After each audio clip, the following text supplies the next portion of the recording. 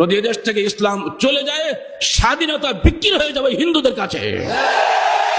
ওই হিন্দু রাষ্ট্র তাকিয়ে আছে লোলুপ জিহ্বা মেলে, কখন এই বাংলার এই টুকরা মাটিটাকে খেয়ে ফেলে দেওয়া যায়। তারা পদ্মা খেয়েছে, যমুনা খেয়েছে, মেঘনা খেয়েছে, সুরমা বরাক খাচ্ছে, সব ধ্বংস করে দেবে। যদি এদেশে ইসলাম থাকে তাহলে এদেশে স্বাধীনতা থাকবে। অতএব এদেশের স্বাধীনতার সার্বভৌমত্বের অতন্ত্র প্রহরী হচ্ছে আলেম সমাজ।